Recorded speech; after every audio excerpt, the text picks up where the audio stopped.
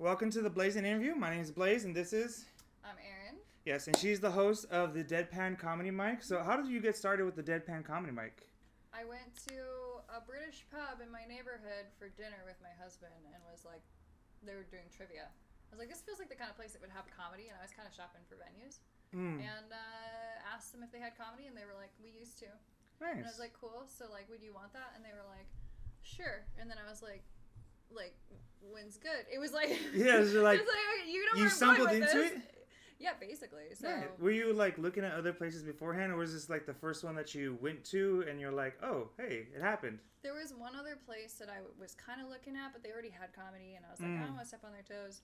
And this was the first place I like asked, which is crazy because I was like putting it off for a while because I was like, I don't know if I have enough time in my life. I don't know if I have like the finances to like produce a show. Yeah. And then it just worked out really easily. I feel like why do you feel like finance to produce a show? Like, what are some things that like people don't really understand what goes into like producing a show? Like, one thing people don't realize is like you gotta get the mics, you gotta get like, especially like with different venues, you have different rules and things. Like some like the one venue that you have is pretty cool because they have you have to buy at least one drink, but it gives you a discount, which is nice for the comics. Yeah. So I mean, every venue owner is different, you know. With this place, actually, they had a whole sound system, which was amazing because I didn't have one yet. So that was part of why I was so you just got one? No, I don't have a sound system because I don't need it. Okay. Yeah, for the venue. Just because they did so many, they used to have comedy. They did all that stuff before. So the mic is inside. The shows are on the back patio. We could get like 90 people out there. Yeah, I went to your first show, which was when was it? It was June 6th. It was the 12th. 12th, yeah. June 12th. Excuse me, June 12th. So that was a great show. You had a lot of great comics. The thing that I love about your show is that like it's different than a lot of shows because it's like you have to actually work to get on your show. You have to go to your, you know what I mean? Like you don't just prove yourself. You gotta prove yourself. You know what I mean? It's like, are you really worth of being on the show? Because like some shows, like just so long as you're friends with the host, you're like, all right, you can get on. But like with your show, like a lot of the about half the comics who were on there, like they were, they won it by being part of the contest. Do you feel like that's that contest like helps drive creativity? Like what made you choose to do that contest instead of just like picking whoever you wanted? So doing comedy in LA for like, oh gosh, I think it's almost like 6 years now. In October or something, I think it'll be like 6 years. Nice. Consecutive years. I like dipped my toe in college and then was living too far away. Yeah, right? Yeah, that's what college is for.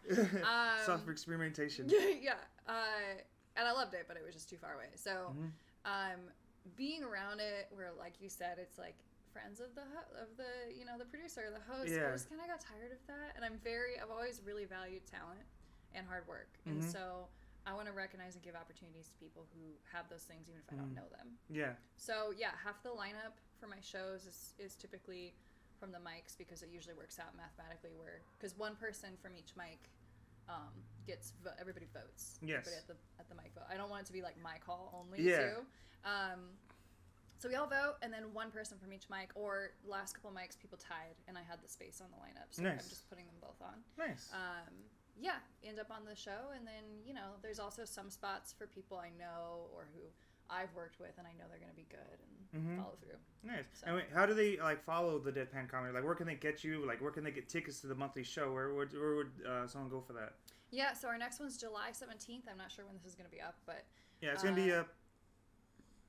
Before then, it'll be like the day before. It's gonna be up it might be like 1 or 2 days before I'm just editing. I don't know which camera I should look at. There's only one camera. Okay. Cool. These are just lights. No, I know what. Blaize. I know you're an actress. You're an actress.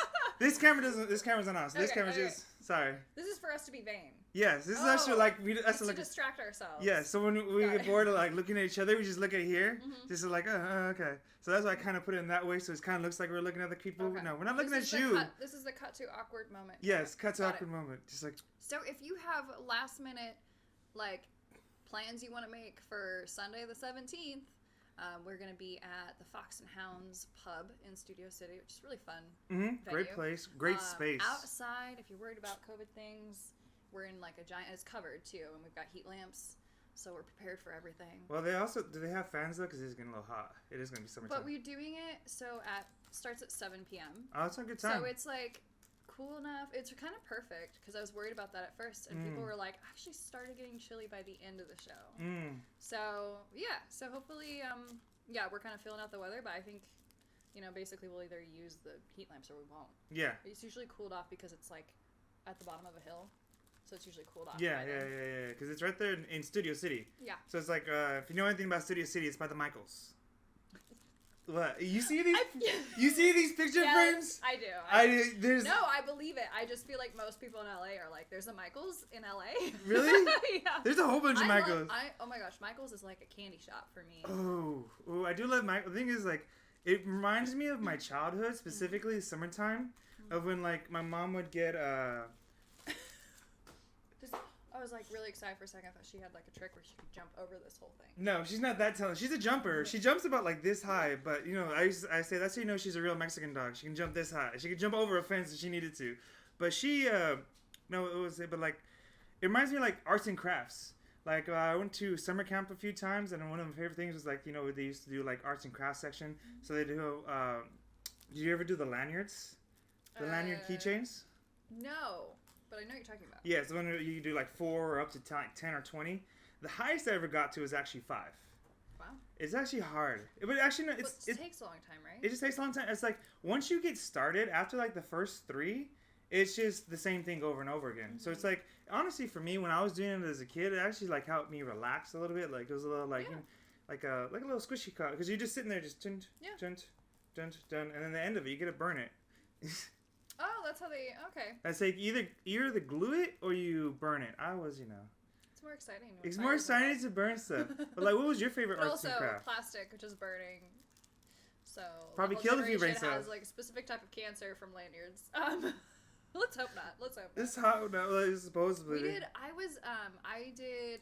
Oh gosh, like hundreds of those bead animal things. You know what I'm talking about? Is it the one where you? No, there's the Shrink-a-Dink where you like iron it. Yeah. I did those too. Okay, those are fun. No, sorry. Shrink-a-Dink is a whole separate thing. But those 3 things I did a ton of. I grew up homeschooled. I was lonely and bored like half of my childhood. You were homeschooled? Oh. A lot of crap. When did you stop going to homeschool? 7th grade. 7th grade? So it wasn't too bad. Okay, did you feel like it was a big difference? Yeah. I was, the eyes! Yeah. The eyes! Yeah. I felt that. There was so much trauma right there. I'm sorry. I told you I'm an actor. Yes. No, it was great for my sister, but I'm distracting you, huh? But it wasn't good for my personality. I'm just way too social. And I did all sorts of after-school things. Okay. But like, I know like some things like, when you're homeschooled, it's mainly just like do packets and stuff like that. You do like specific like things that your parents get. Like you go to like a specific small school, right? For some of them. Yeah, there's a lot of different ways you can do it, but there's homeschool groups, which the thing was I never found one that really clicked because it tended to be like, and I think homeschooling's obviously gotten way more normalized now because it's been like required for a short amount of time. For 2 years, it's different now. But I mean, even before, let's say before 2019, let's say homeschool was still kind of frowned upon. Right. Now it's. And we're talking late 90s, early 2000s. Like no one homeschooled, right? No internet. It was very unusual. Or infinite internet. Like it's still like AOL and shit like that. You got mail. Yeah. So. Anyway, all that being said, the groups were kind of like either... Hi, sorry, I stopped petting you. That was offensive, huh? We're either pretty much like normal-ish kids, and they thought they were so awesome, or kids that looked like they like literally just walked out of your textbook from the 80s because they're living their parents' world. Okay. And it was really awkward. And I was just like irritated by the cool ones and really uncomfortable with the other ones. And I was just like, can we just be normal and not think anything of it? Can we try that? So I didn't really find my groove in homeschooling. But I got to travel a lot growing up, and I'm super grateful for that. Nice. That's life changing. What was your parents' reason for homeschooling you though? Like, because I feel like they have a reason. Most people that homeschool, they should like they got to travel or they got like. I grew up in the LA area, so education's a little. Oh, is that right? Not the best. I mean, your Orange County's better. Orange County's better, yeah.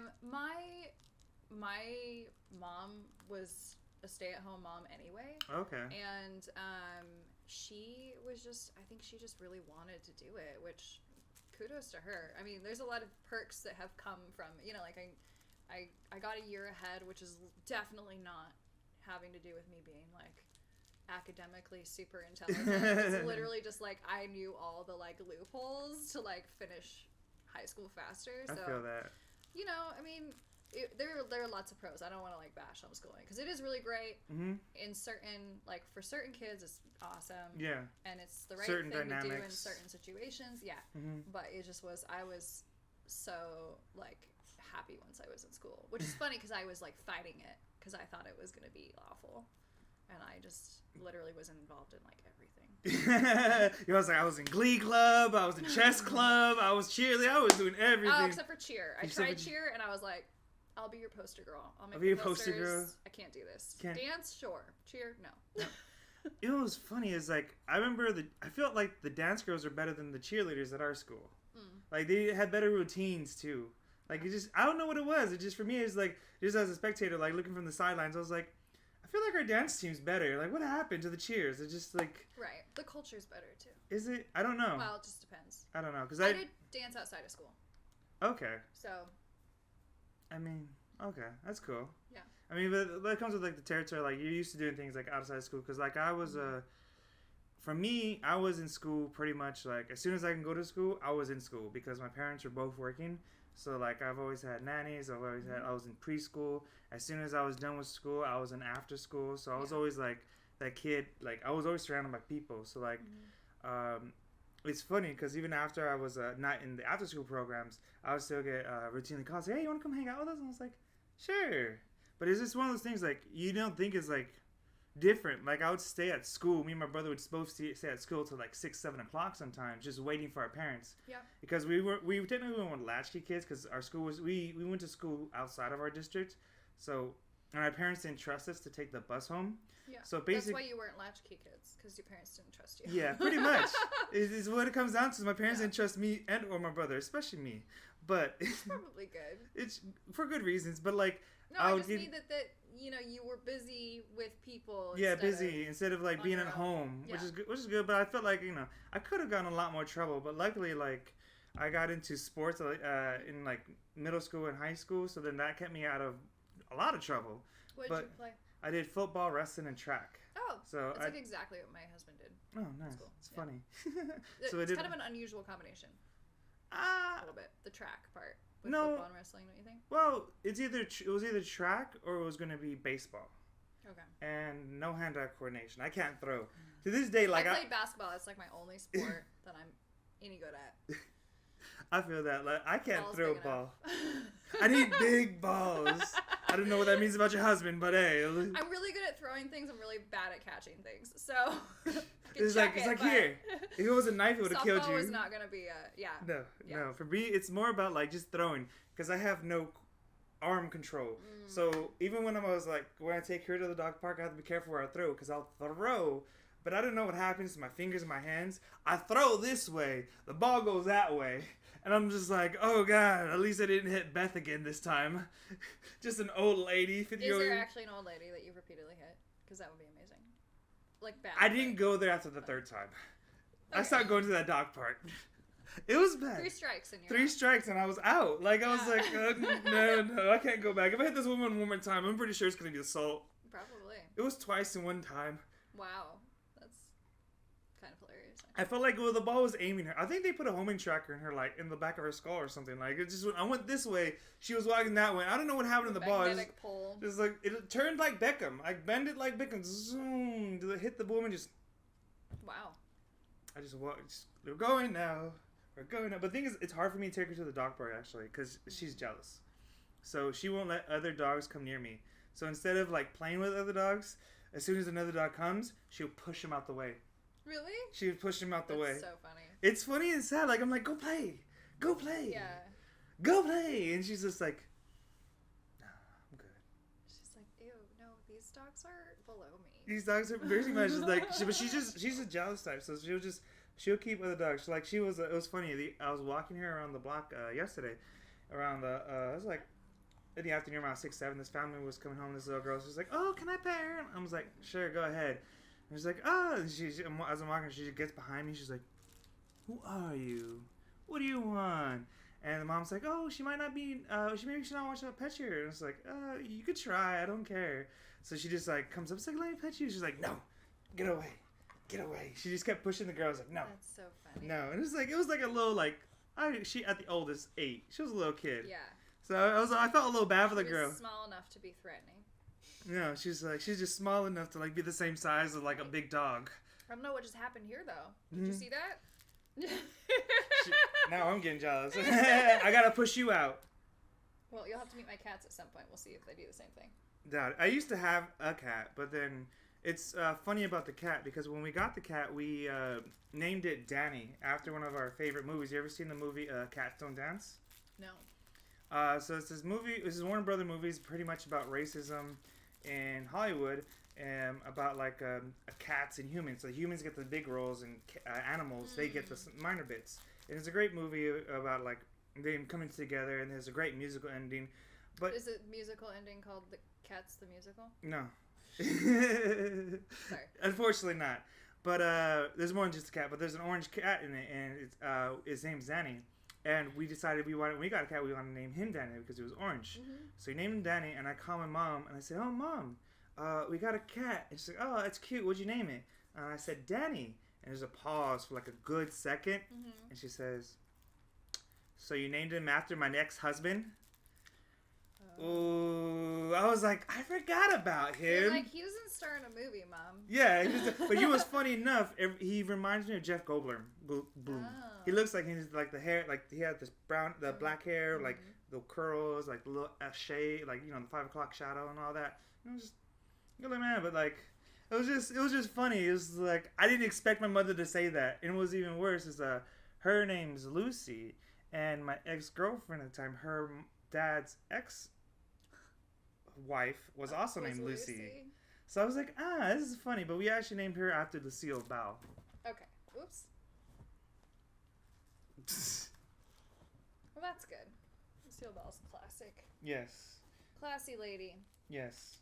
But I hate though is I hate people who are like, oh, I'm a dog mom, or I'm a dog dad. I'm like, no. She's my property. I'm an owner. Yeah. Yeah, the dog parenting vibes are a little out of hand in LA. No, I don't like it. It's like I feel like there's like Disney adults. I can deal with those people. They at least have a hobby. But these people is like, you know what I mean? It's a hobby. It's a like right. It's whatever. But like these people, there's like, oh, I'm a cat mom. It's like, no, you're just sad and lonely. Get a real like, real. I call myself a cat mom just to like chill people out about having actual children though. Because I'm like, I'm already doing it. These are my children. And I can leave them at home all day and it's fine. I feel that. I want children, just not yet. Yeah. My thing is I just haven't found the right woman. To be fair, given my family's track record, it probably won't be the right one. But it is going to be. At first. It's going to be at first. At first, it's going to be the wrong one. As I was telling my mom, mom's like, oh, Blaize, why haven't you found a good woman yet? I was like, Mom. You're like, you know where I live, right? Yeah. I was like, it's like, Mom, there's no good women anywhere. They're all, in their house, watching Netflix, cooking. They're not going out to the bars. Right. They're not going out to the clubs. No, they're not unhinged. No. So you have to be like a real creeper. Yeah, you gotta like go like you gotta go around apartment building. The apartment building is just like, is that banana pudding I smell in there? Hello, are you single? Do you cook banana pudding? I don't cook banana pudding. I never cook banana pudding, but no, I mean like, is that how it's made? Is it something you actually cook? I think you bake it, don't you? I'm a classic female comic. I own cats and I don't do anything in the kitchen except clean it. Sometimes. The husband cooks. Put the dishes away. He's a great cook and he likes it. That's fair. So, no, honestly, I get all my recipes from Instagram. So like I get a whole bunch. I have a whole bunch of them saved. So I have like healthy things. So I'll follow like a vegan recipes. And so what I'll do is I'll just replace the vegan options with just like steak or chicken. Love it. Right? It's like I'm a high protein consumer as well. High protein consumer? That's how I word it, yeah. High protein. I just don't. I eat meat is what I say. I eat meat. Yeah. I do eat a lot of meat. I eat a lot of meat and fruit. I mean, that's a good thing. I mean, the basics. I mean, no vegetables, but it's good enough. I also eat vegetables, but like if we're pulling the main two things, I would say for me, it would be French fries and whiskey. But super healthy. I'm a classic male comic. Yeah, I'm a classic male comic. There you go. I only know one thing: French fries and whiskey. It's all I'm good for. But it's like, actually, I'm gotten a little bit better at cooking. I always like to say this: everyone can cook. Not everyone can cook well. Oh yeah. Yeah. Not everyone can cook. No, they can cook. It's just going to be burnt. Some people really cannot cook. They just burnt. That's all Sometimes it is. It's not cooked. Overdone, underdone. Right? Yeah. Did we have this debate the other day? I feel like we did. After my mic? Yes. Yeah. About cooking. Yeah. I mean... Because technically, if things are undercooked, they're not cooked. So somebody can undercook something, and technically that means they can't cook. But I'm just being annoying at this point. You're like, good. I'm glad you're self-aware. No. I was like, okay. I mean, you're fair. You got points are valid. I just avoided it because my mom did all the cooking. It was very traditional. And I remember in like middle school or high school, I was making myself a sandwich. My dad chimes in from the other room, and I love my dad. He's a great guy. But he goes, "That smells really good, Missy." He calls me Missy. And I was like, "Really? Because it's lunch meat. I don't know how you can smell it." And he's like, "You want to make me one?" And I was like, "I think you're perfectly capable yourself." Oh, wow. Oh, so you had the saltiness back then. Oh, yeah. Yeah, but it's also his fault because he's a philosopher and he taught me to, like, debate everything. So. I feel that. Sorry, I feel Dad. that. I was your father. My mom was actually the cook in house. It's funny that you say that. My mom, she said she never really cooked that much until she met my dad. And so he would always want home cooked meals. So every day I would have home cooked meals for breakfast, lunch, and dinner. So I would have, my mom. How'd you have lunch, home cooked meal at school? Put it in a lunch bag. You know what I mean? I took my lunch to school. I had it was great. I used to trade my food for other things. Everybody did that. Hey, right? It's like, what you got? What you need? All right, auction. My money maker was my cucumbers with salt and lemon. I could trade that for whatever the fuck I wanted. If I wanted pizza... That's kind of surprising, because I feel like kids hear vegetables, and I don't know what age this was. This was elementary school. That sounds bomb. I mean, you never had cucumbers with lemon, salt, and like some tapatio? No, that sounds great. I've had a lot of cucumber... Like, I love cucumbers. Just sliced up cucumbers, put them, put some tapatio, or you can put salt, whichever you prefer. Tapatio might be too spicy. I don't know how you like it. I like spicy. All right, tapatio, put another tapatio, and put some lemon juice or lime juice on it, whichever you prefer. Just, ooh. It's good. It's real good. I love this. There's the commercial for it right there. Ooh. That's how I do it. If you put just enough spice on it, you just go... It's like when you have like a warhead. Oh my gosh. I love warheads. That's a whole other 90s throwback, isn't it? Was that 90s or 2000s? 90s. Right? That was 90s, like early 2000s. It was a good like 10 years where I didn't see any warheads until I got to college. Like high school, I didn't see any. Like I didn't see any. Like after middle school, like I didn't see any until I got to college. Made? Huh? Are they still made? They're still made. Oh. It's just the kids these days are smarter than we were. No. The kids these days are more into like the Asian, like those the ones with the like the dipping. I forget what they're called. The sticks. Oh, what were they called again? It was like the sticks. What they have? Was it Fun Sticks? No, the Fun Sticks are good. Okay. I wasn't talking about the powdered one. I was talking about the ones I think the Japanese ones where they have like there's like coconut cream, chocolate cream, vanilla cream. And they got like a little I'm old dip and off the stick. loop, I guess. Well, to be fair, it sounds better than the Fun Sticks, though. It's more sweet. Well, it doesn't leave your tongue like crazy colors, though. That was the fun part about it. I used to use that one, and then the Airheads. I love the Airheads. I would say the best one though is still the Warheads are still the best one. Yeah. I don't even know what we would prank our friends with those. Oh no. Oh, it was so much fun. My sister and I had a lot of guy friends growing up. We like wanted brothers. I don't know why. We had each other and we were like, eh. Oh, no, we were really close. We were like, eh. But we were like very like we played with plastic swords and stuff, and that was our favorite thing to do. And we had these friends in England that we like. They had all sons, and we played like capture the flag, but like nice. Castle style, where you like charge and like tackle each other essentially. Just like it was war basically. It was play war in England because you're in England, like why not? So I don't remember how we did this. I'm trying to get the story right, but like we ended up eventually like winning by weakening them with warheads because they didn't know what it was. What a great tactical. They were British, so we had them from the U.S. Oh no! And we were like, we were like truce. We want to do a truce, and this is our sign of truce. So. We have this candy from the U.S. We want to share with you. It's really sweet. Trojan War. And they like died.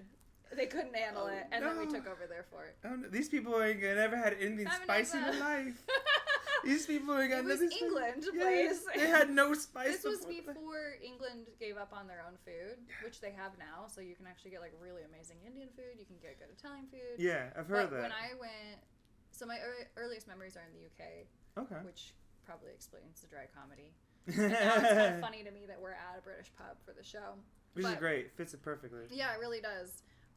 Which I realized I didn't actually tell you guys how to find us, but if you go on Instagram, it's the Deadpan Show, or Deadpan LA pops up either way. And then the tickets are on Eventbrite. You can also just show up.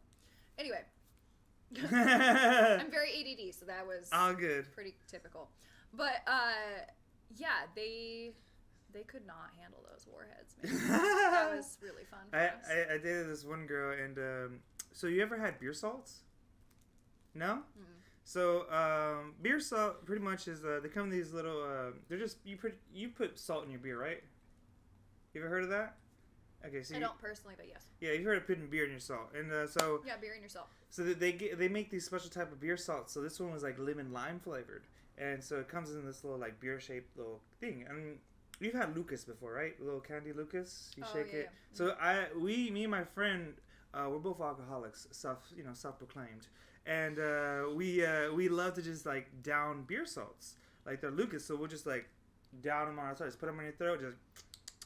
I was dating this one girl, and she's like, "Oh, what's that?" And I was like, "Oh, it's beer salts. You want this?" This girl can't handle anything spicier than like super mild. Like, yeah, I mean, this girl had no flavor. She couldn't handle no salsa's tomato sauce. Yes, she's just tomato, just no salt, just tomato. That's all she can handle. Ketchup is her spice. And she the sugar. Yeah. Ketchup and brown sugar, that's it.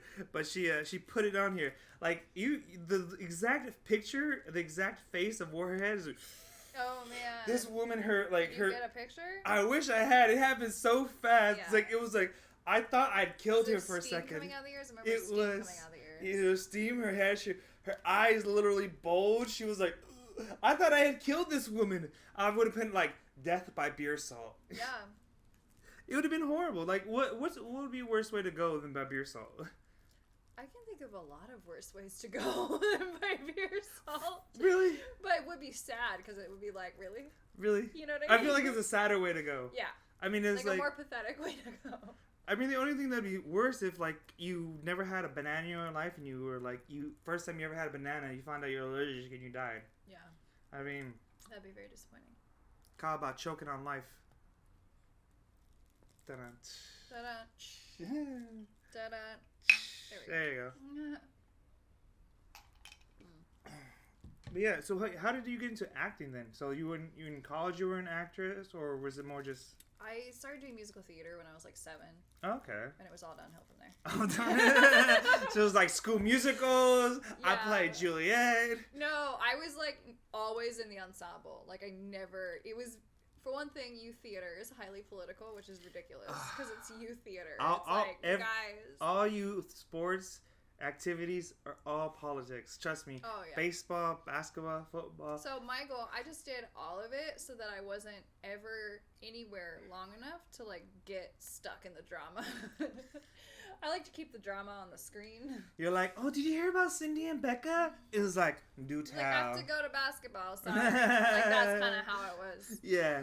No, everyone came to me with their problems, actually, in high school. I was, like, the peer therapist. Peer counselor? Yeah. Like, unofficially. Not getting paid for it. Now you're getting paid for it? Mm-mm. No, not even. No. But then, wait, so then... But yeah, so musical theater, grew up doing that with my sister. And then she... like took a on-screen acting class, and I remember watching it and going, this is for me too. Feel bad for You're like, I can do this. I was like, I gotta do this. Does she not do acting anymore? She lives She lives in Minnesota. There's not a whole lot of opportunity where she's living. No. So no, but it was something we did together and we loved, and nice. we did like 2 shows a year about That's not bad. outside of school. Yeah, 2 or 3, like the season include. Yeah, it was 2. And then I think I did like 20 productions by the time I was in high school. That's not a good amount. And somewhere between 15 and 20, and then like in high school I transitioned to film TV. And really was like, okay, this is right for me. Because what happened was, so like, I'm a dancer and I like to sing.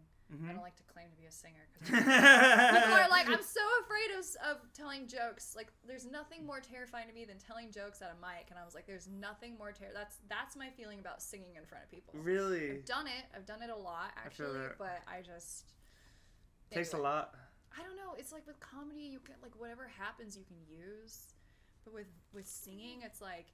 If you get nervous, it affects your like physicality, which affects your sound, which it's just so precarious to me. But I love it. Yeah. So like my dream would be to book something that's like, you know, La La Land-esque, where it's musical, but it's the acting is still small and believable and like, you know, for the camera. Okay. More like High School Musical kind of. Nope. No Disney specials. Yeah. Okay, so more La La Land. But La La Land has a lot of singing. I mean, it's 3 hours long. Yeah, but it's like good. You know what I mean? Oh, snap. Sorry. No. Like a die-hard High School Musical fan? Not even close. I know. I'm more of a Vanessa Hudson. I'm more of a, you know, I did see I saw a high school rendition of Legally Blonde. And this was back in 2019. I feel like I lived a high school rendition of Legally Blonde. Yeah. No, and it's interesting because like it was horrible, but the lighting was great because it was at South Pasadena High School. So the kids are horrible, but the whoever's in charge of the lights there at South Pasadena High School. Someone who used to do it for like TV film. Probably but why. You know what? It's fucking amazing and it's great. They did an amazing job. But what really got me on that whole musical was because I'd never seen it, never heard of it, and I didn't watch the movies. But the Izzy Gare European sketch, it's like Izzy Gare European. I died. It's not a bad musical. It's it was great. Despite the fact that there were high school kids and they were horrible. Right. I enjoyed it. The musical itself was good. I just didn't see that part coming, and when I saw that, I was taken aback. I was like, is this the only part like this? Like, is there more coming up? I was enthralled for that 5 minutes. I was pretty great. If you were enthralled for 5 minutes of a high school production, that's not bad. Yeah, that was actually pretty good. That was the only. That was it. I would say that was pretty good. And then one of my it was funny because I worked literally up the street from that high school at the time, and Wait, did you know anyone at the high school, or you just randomly like? No. I was because I literally I was like 2 blocks up the street from the high school, and so I was walking down the street, and I was walking to there's a little like a little bakery right next to the place I used to work at. So I was in the bakery and I was getting some soup, and I saw that there was the play was going on. And I was like, okay. And the girl I was with at the time, she always loves plays. And so I was like, hey, you know, I know you like plays. This is a high school. She was like, oh shit, it's $10. Let's do some edibles and have a great time. And I was like, fuck it, let's do it. Edibles probably helped a lot. It did. It was especially with the light show. Oh my god. That's why the light show was on fucking point. Do some edibles, go to some South Pasadena High School plays. There you go. It's a good cheap date. Cheap date. Oh, yeah, depends. Some women. I mean, I personally love the musicals. Like my last musical I went to was Hadestown. Have you heard? No, I haven't. It's about this old Greek play, Persephone. I forget her name. Yeah. But like she's the goddess of spring and yeah, like I was gonna say it's like agriculture or something, right? Something like that. Yeah. But like I sum it up, spring. Like she brings spring. And so it's like the tale of like why winter comes is because she has to go to hell with Hades, and so it's like this whole tale, and like the whole play was just amazing. But my favorite part was Hades, the actor who played Hades. His voice, was so low. Like I just don't have enough testosterone to go as low as he did. What if he was like a tenor? Which is like the highest. What if they cast someone who's like singing in falsetto the whole time? Oh no! I think I would have laughed. I don't even know. I've been out of the game for a bit, but don't ask. I'm not one of those people who remember. I was in middle school band, and the only reason I knew how to play any notes wasn't because I knew how to read music. It's because I just memorized the keys by looking at the person right next to me. So I just watched the person next to me. Impressive in its own right. Yeah, I mean, like I couldn't read the notes, so I would just watch the dude play right next to me, just like doo doo doo doo doo doo, and then after a while, I was just like doo doo doo doo doo, and that's just how I learned how to play. Just by ear too. Just by ear, and just like okay. I was much better by ear. Yeah, It was the funniest thing ever. It was in middle school. I was playing the trumpet at the time, and the. Oh, you were a middle school trumpeter? Yeah, and then high school I went to tuba. Nice. It was funny because my coach, one of my freshman lineman coach, was also the band instructor, and so he was. I would see him 2 times a day, and the morning and afternoon. And so after the season's over, he's like, Blaize, you should just stick with football. You're not really that musically inclined. Like after all of that? After the whole, the funny part is he knew me for 4 years because he was also my middle school instructor. Yeah. But one of my other instructors, because he was a really great guy, we would have a whole bunch of people come to our school who were like in Carnegie Hall, who were like traveling, like musicians, and they'll come teach us. Because if you're really a real musician, you don't get paid shit, so you have to work and teach middle school kids how to play music. That's the sad truth. Real musician. Aren't you glad you got out of it when you did? Exactly. He was like, Blaize. And took comedy instead. Yeah, it pays so much better. So much better. I think I put more into comedy than comedy's giving me. Yeah, that's how it works. Sounds about right. But like, it was just great. Like I love music. It's just I'm not the best. My roommate Charlie always makes fun of me because he says, "Wow, you're always just offbeat." Doesn't matter. But not off key. And key. Oh, both. Off the charts. Just the charts are here. I'm like over there somewhere, just orbiting around. But I just love music. Galaxy. Like for me, like I love karaoke, and I'm the type of person like the worse of a singer you are, but the more passion you put into it. Oh. See, that's what's perfect for karaoke. Okay, so I love the concept of karaoke, but I'm like not bad enough to be good and not good enough to be good at karaoke. Does that make sense? So that's like I don't have a super loud voice. What you gotta do but is I'm like on key and it's fine. Yeah. It's not. It's just sell like, out. Doesn't just work sell out. Just give it your emotion. You know what we want to see? We don't want to see good. We don't want to see bad. Right. We want to see emotion. I want to see raw emotion. Passion. You know what I mean? Have you done any of the comedy karaoke shows? I didn't know. Oh, you gotta do that. It's a thing. Where's I'm actually doing one on Monday. Where at? It's called the Oaks Tavern. It's in Sherman Oaks. Oh. And they do like a free show. Okay. It's like an all-female lineup. One of my good friends is in it too. Okay. And then afterwards, they have karaoke open to everybody. So okay. But I've also done shows where all the comics do karaoke. The Miscellaneous Brown Show. Okay, I heard that one. My Filipino friend started it, and he was like, I'm putting my culture in this, and we're going to have karaoke. And all the comics have to sing a song. That's fun. Yeah, so I did Let It Go and like rewrote it to being about how pale I am. It's called Let It Glow. Let me glow. That's a good one. Yeah. I have this game that I made. It's called like duet roulette. So what I do is I get a whole bunch of I get 2 buckets. First bucket's names. For second bucket's duet songs. So I pick 2 random names and 1 random song, and these 2 people have to do the duet. Oh my god. So it's like WAP and stuff like that. Or like, who was another one? I don't even remember all this stuff. Lucy, I don't think you should drink beer, I'm sorry. Lucy, come here. Shh. I know. Yes, I say. Chingo. She's a good dog. She's just, Yeah. She doesn't bark. She's just quiet. I love that. That's part of the reason I love having like a cat who acts like a dog, because it's like quiet. You know what I mean? The thing is, like he talks, but yeah. Like the thing is, I hated about having a cat was just the litter box, obviously, but just like the robo litter. That's what we had. We had one of those things that goes. My friend was like, I didn't know you had a spaceship in your house. Yes, it's cool. That I love. We also got a cat wheel. If you have a cat and you don't have a cat wheel, I want one of those. It's. Is it enclosed? No. Okay, they'd never use it unless it's like literally they're trapped in there. No. Trust me. Just get them on it. They'll use it. It cuts down on the zooms. You just gotta. All you gotta do is just get it on it. Put some catnip on it, and then just after a while they're gonna go on it, and then like it's just one of those things you gotta train them because like one of them would love it because he jumped. So I have in-unit laundry for the first time ever being in LA, which is crazy. It's literally just because I manage my apartment complex that I have this like fancy situation. Nice.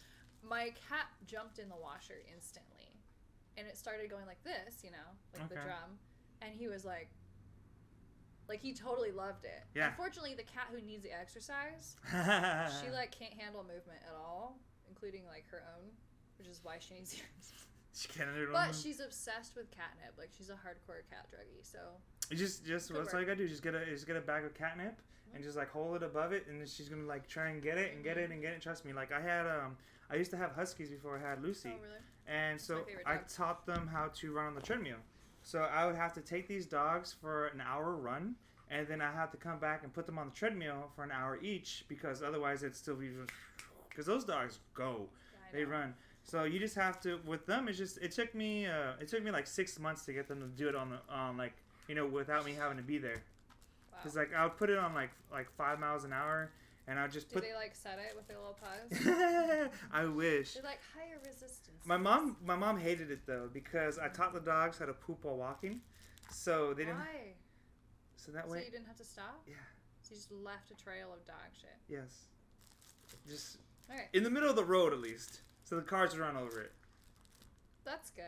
I just track it through the entire city. Just entire city. Nice. But I was so that's how they were trained to run and also because they're kind of it's in their nature, because you know they're sled dogs. They're bred to do that. So they kind of knew that, so that they would walk and poop at the same time. And my mom would get mad because they would poop on the treadmill. So I was like, all right, I'll try and trick her. And so I put newspaper on it, and then I got the Swiffer. And so as it was going, I would Swift it after they finished pooping. My mom saw me do it one day. She grabbed the Swiffer and just started beating me over the head with it. Don't you ever fucking do that shit again. They were never allowed on the treadmill after that. Are you traumatized by Swifters now? I have one, but it's in the closet. Never comes out of the closet. Stays in there. It stays in there. It's locked. You're like, why do you lock your cleaning closet? No reason. Go get it, Lucy. Yeah. So you went to acting. Then how did you get into comedy from acting? I was on Actors Access doing my regular breakdown submissions, and there was a if you don't know, Actors Access is like a. Are you so excited? She is. It's a submission breakdown platform basically for castings, and so I found this like talent search for stand-up comics, and my sister was always like, "You got to do stand-up comedy," and I'm like, "You think I'm funny? You're my sister, and I love that you think I'm funny, but you're my sister." But I was always like, "Yeah, I actually really think it looks fun." So I submitted kind of to say that I had. Yeah. And like 90% of the time, I feel like, well, maybe not that much, but just depends. You don't even hear back from things, right? And so they write me back right away, and they're like, nice. Great, like write a set, and I'm like, oh my god, what am I doing? And I had like a panic attack almost, because I was like, I don't know what to do. And the guy who was running it did like a coaching thing, and he told me to write comedy about all these things that I had no opinions about, that I didn't care about. Oh. And I was just like, it was like all politics, and I was just like, I don't feel like this is gonna go well. Yeah. And right at the last second, just because I knew from acting, like, it doesn't matter to you. Yeah. If you're not connected, the audience is not going to be connected. Yeah. You know. So I ditched it at the last second, and I like did all these jokes. No, like ditched what he told me to do. Okay. I did all these. I had like note cards and everything. I was memorizing. Right. Oh, it was like me and like a bunch of these like gangster dudes. It was like 19 like gangster dudes, and then like me in college, and like a sundress. Small little white girl. Yeah, and I was like, this is an experience. I've never been asked for a cigarette so many times in my life. But before you were married, right? Yeah, but we were dating. Like he was there.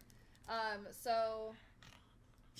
Anyway, yeah, the last second I ditched it, and I just did all these other things that I had been thinking about. Nice. But like through my life, I'm like, I think that's really funny that like people name their pets after food. Like, what is the connotation there? You know what I mean? Like things like that. And I just did the set that way, and like it was. People were like, that was the best set of the night. Nice. And I was like, all right. I got booked for the Main Room Comedy Store from that. And the guy who told me, like, I was like, it'd be interesting to see his face at the end of this when I ditched everything he told me to do. And he was like, all on board with it, but. See, I don't do a lot of political stuff in my act too, because it's like it's some of that stuff is just like it's just timed. I mean, like it'll just like it's only cemented in like that first 2-3 weeks, and then after that it's dated. Like it works for mics, kind of, if you're just kind of like learning how to like find things and just go with the flow. But it's also just my whole thing is like what I love about comedy is connecting with people that I would never otherwise necessarily even have a conversation with. Yeah, I love that. And I feel like it's the last place in society where that's a thing. I feel like I hear that a lot. Yeah, I feel like I hear that. Like, where else do you feel like you can express an opinion or a thought and like have people like also get on board that you never like talk to or see or like would encounter beforehand? Like we mean especially like doing like Baka shows or here in LA, like you go Baka. But like it's doing stuff like that is It opens your world up to like there's so many different types of mic even here like in North Hollywood. Like you can go to like the Comedy Chateau and Haha, and those are like more like general crowds, and then you go to like Van Nuys and you'll see like a Mexican crowd, or you go somewhere down to West Hollywood, and it's more like an LGBT crowd. You know what I mean? So it's like I was just in Ventura last night. It was totally different too. Oh, Ventura's. It's a jungle out there, I like to say. It's a jungle. Welcome to the jungle. That's how it is out there. You want another drink, or are you good? I'm good. I'll have water after this. Okay. Thanks. I'm going to go dance tonight. You got to go dance? Class. Okay. So, like, water is better than alcohol in that case. If it was just a club, that'd be different. Yeah. I was like, dun, dun. No, but I love dancing. It's just, my problem is, I want to get into ballroom dancing, but all the classes... I'm so bad at that. All the classes here... The only ballroom classes they have is like private and couples. Really? Yeah. Okay, I know places, so I'll have to give you the intel. Okay. Because there's definitely places. My husband and I do that sometimes. Like we go swing dancing and we learn a little. But that's swing dancing though. No, we've like gone to tango classes. We've gone to like ballroom, and there's definitely places you can go where you're not expected to like have a partner. Yeah. But it's also okay if you do. So there's actually a lot of. Yeah, I've been trying to find spots like that, but I feel like. Most of the places they're like swing or like jazz. A lot of times it's like it's a lot of upbeat. It's fine, but it's like kind of like I really want to get more into like ballroom.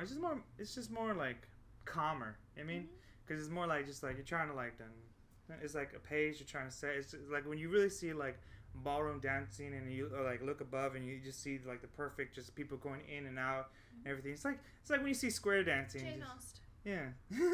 Or like square dances, like just everyone just going partner to partner, stuff like that. I love talk about homeschooling, man. I mean, even you're right. It was Orange County. There's definitely hold downs down there. Yeah. I mean, I lived it's just kind of like the California version of it, but yeah. Yeah, I mean, I lived in Diamond Bar, so it's like Diamond Bar, Orange County. So it's like I pretty much is Orange County adjacent. So basically, and I was northern Orange County. Like it was not that far because I was in Brea. Are you in Brea? I grew up in Brea. Yeah. What high school did you go to? I went to a private high school. Which one? Whittier Christian, which is located in La Habra. My cousin went there. Really? Yeah. Who's your cousin? Should we have this in the... Yeah, she's fine. I mean, I don't know what years. Well, it depends. I was only there 2 years. Well, two of my cousins went there. One of my cousins, her name was Ronnie Alvarado, or Veronica Alvarado. She was a basketball player. Yep, because I play basketball. Bigger girl? I can't see her in my head, but I know the name. I'm going to show you after this. But she went there, funny. And then my nephew. So you might know my cousin. Oh, shit. That's funny. That's funny. That would be hilarious. So, yeah, she went there. She actually ended up becoming a coach there. The Lady Heralds, which is like, what are we doing, people, with this mascot? It was like a ripped dude, like blonde hair, blue eyes, and I was like, somebody repaint this. Called the Lady Heralds? Well, because the Herald was our mascot. What is a Herald? So it's a specific type of angel. Oh, okay. I thought so. But, like, so pretty much, I guess your school is kind of forthcoming, sounds like. What do you mean? Is this, like, buff, masculine, long hair? Yeah, I was like, oh, this is what a herald is? Is this it? What does this make us when we're the Lady Heralds? Yeah. Like, what is going on? I mean, did you ever have, like, a Lady Herald mascot? Or is it just, like... No, they just called us the Lady Heralds. Which is really funny because pretty much all the women's sports were, like, way better than the men's. Oh, yeah. Especially I know the football team sucked. Oh, yeah. Famously. Famously sucked. Women's basketball went to state the year after I left. I remember hearing about that. I guess I was holding them back. I don't know. Apparently. No, I was in, like, JV because I only went there freshman, sophomore year. Okay. But our varsity girls won state the next year. Nice. I think they won. Where'd you go after that? I did independent studies and went to college. Okay. I get that. Well, I was over it. You were over it? Just 2 years? I was over high school, like, did you even go to prom? Year. No. I never went to prom. I know. Wow. And I don't feel like I really missed anything. Ooh. I ain't gonna lie. I mean, I went to homecoming dances for the years that I was there, but I didn't go to prom, no, because after sophomore year, I was out. Yeah. None of the guys were like, oh, who is she? No. No, I had a senior at one point. I walked by, the senior dude picked me up just like to screw with me, and I was like, this is a Christian school, and I was like, put me the f down, and I like elbowed him in the face. Oh, yeah. And he was shocked because I was a freshman. I mean, no, but I mean, no, you shouldn't allow people to do that. That's the only senior interaction I ever had. So. I feel that. I mean, no, don't let people touch you unwantedly. Literally just walking by. Yeah. So I could pick me up, and I was like, that's weird. This is a good learning opportunity for you. For both of us. Especially for you. Yeah. It's like, don't just randomly touch people. I was in intensive basketball training, so literally my he was like, pop. I was like this. You're like, you got the rebound. And I was like, shoot, I gotta watch myself. I could get in trouble. Especially with those bony elbows. Oh my god, these are famous in my mom's side of the family. They are hooked. Hooked? They're gnarly. My mom would elbow me by accident in the car all the time, like sitting in the passenger seat when she drove. She'd like go like this to turn, and I'd be like. Don't you just sit like this after a while? And then I had this like I would lean against the window. It clicked for me in basketball practice one day. I was like, wait, I have the hooked elbow. I was a post because our team was really short, so I was like one of the tallest girls, and so I just like hung out in the middle and was like this, like constantly with the ball and. Just elbowing people on the back and like causing concussions and shit. Private school girls basketball is vicious. Yeah, because a lot of those girls have a lot of.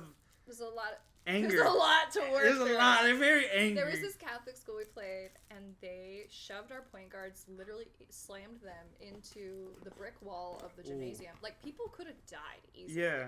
The way these girls played, I got bit so many times. I will say this: women's athletes are more vicious than male athletes, because male athletes, there's a certain line. I feel like with female athletes, they're just more vicious. They're like, there's no line with females. Like I've seen and heard so many things like female athletes have done and will do.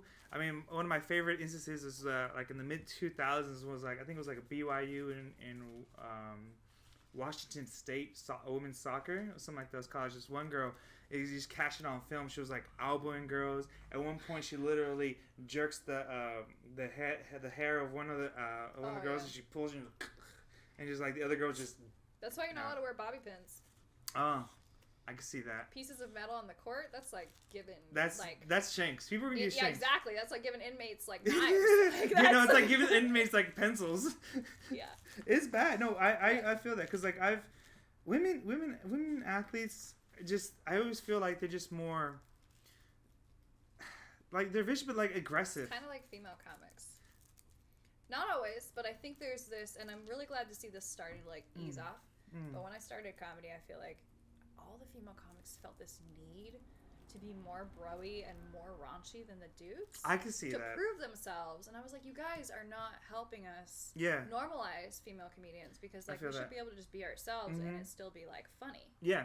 And now it finally is. Yes. But just in a few years, it's crazy how far that's come. Well, I feel like because a lot of it, especially after COVID, it's kind of like it kind of pushed the people who weren't in it or weren't like wanting to do it out, like especially like a lot of those fringe people, and then the people who really wanted to do it, like it really like drove those people to really like want to go and pursue it more than beforehand. Because like beforehand it was like there's just a lot of people who were just in comedy and just like, and then now it's like a lot more people. It's like it's kind of I feel like after COVID it's gotten a lot more thinner, but it's also gotten a lot more close knit.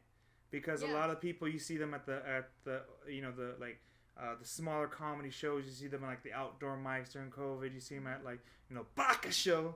I just saw a comic that I did this online joke writing Zoom through Flappers. It was awesome. Oh, nice! During COVID. Paul Moomjean led it. It was awesome. It was just like a free class on joke writing. I was really grateful for that.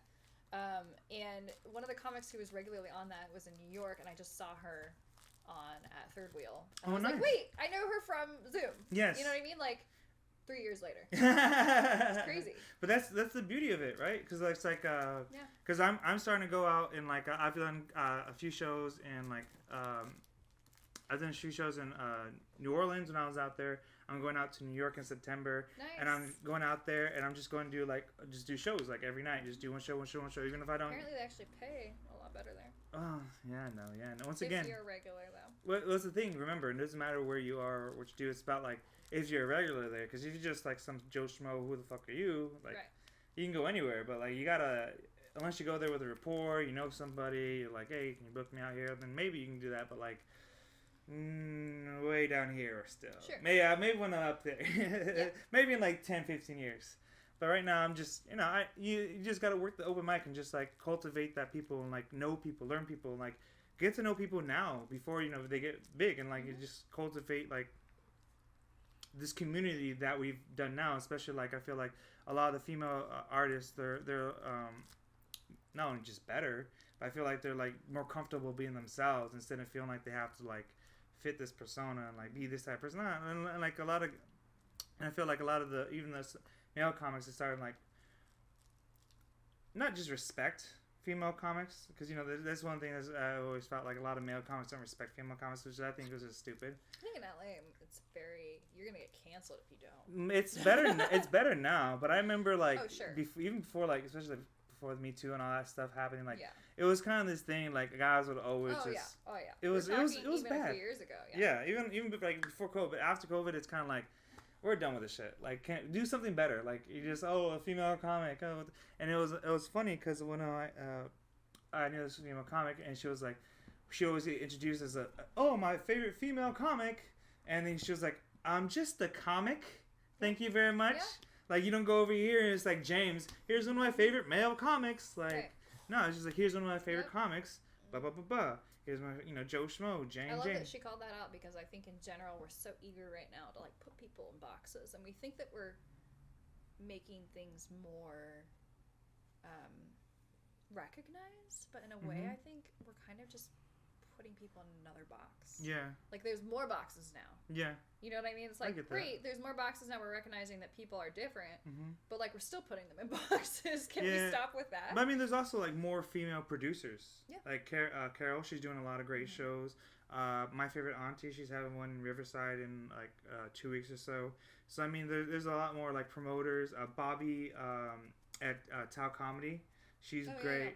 I love her. She's always great. So I mean, like, I feel like those women have also like inspired other women to come out here and do more things, and like I just love seeing it. I love seeing like the cultivation, because what I always grew up thinking was I never want to like think and see someone and just like, oh, because of this, that, because it actually annoyed me.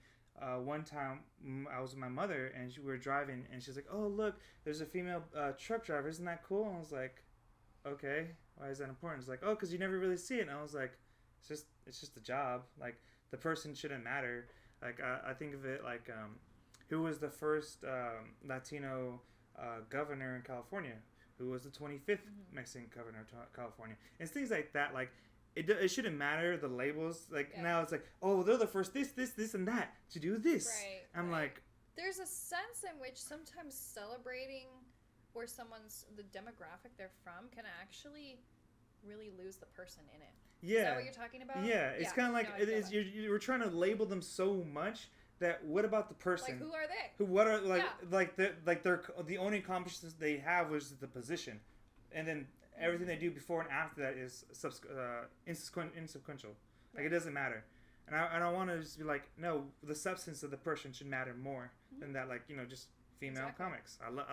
Again, that brings me back to why I do the Best of Mike thing. Yes. Because it literally doesn't matter. And what's cool is it's working out this way for our second show too.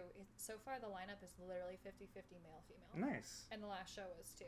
Nice, yes. I'm like, yeah, that's exactly what it should be, because chances are it's going to be about that. Like, who's good? It doesn't matter. You know what I mean? Doesn't matter. It literally doesn't matter. All that matters is, are you good? Yes or no? Can you perform? You got a good 10? And also, are you like not an asshole? Because I'm not going to book assholes. That's a good point. There's that. I mean, so far there hasn't been any assholes, I think. No. I mean, like I said, I feel like a lot of people, like, those assholes, those people, like, they've been pretty much pushed out right now. They may come back later, but I feel like right now the comic community is actually pretty strong here in LA.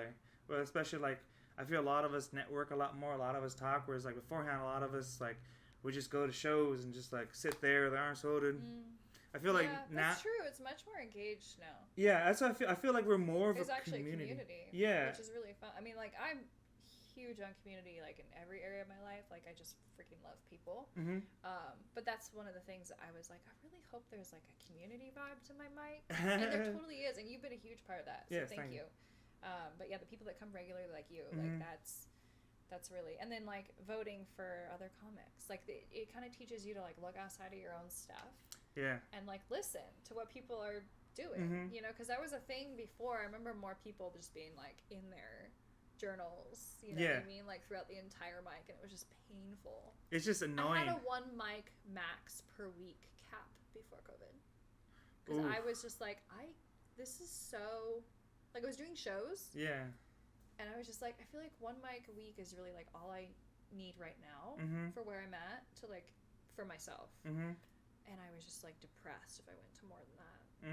I don't feel that way anymore. That's good. Yeah. You feel it partly because, like, maybe it's because I'm more of a cynical person now. I am that person depressing everybody else now. Yeah. Well, it's fun. I was loving Deadpan Comedy. Yes. It was your shows, your set is always great. I love seeing you perform all the time. Thanks. And it's just like, it's, yeah. You killed it last time, by the way. I wanted to tell you that I think that's the best I've ever seen you do some of those same jokes. So that was cool. I've been working them out a lot. Mm-hmm. So, like, I've been like, I went the whole all month was like, I'm just doing these sets, these jokes. Just really honing on these jokes. Just like, how am I going to do these? And just, like, fill them out. And so I feel like just focusing on these sets, it's just funny because one of my other comics, he struggles with, he hates always doing the same thing over and over again. And it's like, well, yeah, I get it, but at the same time, it's like, you kind of have to, because if you send a tape to somebody, a 5-minute tape, they're going to expect that 5 minutes. Right. You know what I mean? Yep. And so it's like, when I was talking to one of my other friends who just got into comedy that I knew back in college, she's like, what's some things I should know about? First things I told him was like, have a clean set. Mm-hmm. Have a clean set. Yeah, I got 45 minutes of clean material. Oh, that's hard. I want to do corporate gigs. Yes. So. And that's what I told him. I said, if you really want to be successful in comedy, if you really want to make good money in comedy, you have to have a good clean set, a good minimum 10 minutes clean set. And if you could do that, that'll open so many more doors for you, because you can do both dirty and clean. And then even if you come down, some people, they hate the stigma of being a clean comic. I'm like, why? It honestly requires more creativity. It's harder. It's harder. It's often more intellectual comedy. Yes. If it's good, like, I don't like clean comedy that's not funny. I mean, I don't like any comedy. I don't like anything that's not. I know, but like sometimes you hear clean comedy and you're like, ugh. It's clean. Yeah. Good job. You know, very squeaky, but squeaky theme. Yeah. But not funny. But some. Actually, like, I'm part of a group that, like, only does clean comedy right now. It's really good, because I'm like, these people are so talented.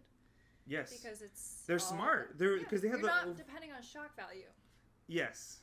You could still do shock value. Yeah, and but I you do. Could do. But yes. I do it, like, with, like, morbid jokes. Yes. Like, so I don't really know what I count as, to be honest. I guess it's more like dry, sarcastic. Just like no sex, drugs, or like politics is pretty much clean. I say, just as long as you don't use dirty words. Language is nothing. I was going to say, just as long as you don't talk about politics, it's like you're pretty much in the clear. But then, and just keep the dirty words out. Right. Yeah, I mean, like, you could kind of allude to like little dirty things, but you gotta it has a bad connotation now. You gotta Bill Cosby, I guess. You know what I mean? It's like, you gotta doop-de-doo and a whoop-de-woo, but the soup-de-doo and the drink-de-dee. I was like, oh no. It's like, because he was the king beforehand. Mm-hmm. He was like the poster child of clean comedy for the longest time. Poster child? Yeah. He's just worse every time I talk about him. He should be in jail for longer is all I gotta say about him. He should not be free. Put him back. Yeah. But yeah, so I just love it. But so we've been on there for it's about 5:10, so you gotta get going soon. Oh yeah, I do. Thank you. This has been the Blaize interview. Yeah. Thank you for coming. This has been Eryn McBride. Once again, tell people where they can find you, your shows, everything that's coming up. Yeah, so if you're a comic, check out our mic. We do 10 minutes, which is kind of fun, and you could wind up best of micing on the show. That is at the Fox and Hounds in Studio City. That's our venue for shows as well. Check us out on Instagram. It's the Deadpan Show or Deadpan LA. Either way, we'll get you there. And the ticket link will be up shortly by the time you see this, the ticket link will definitely be live on Eventbrite for our July 17th show. Thank you. Have a good time. Thanks.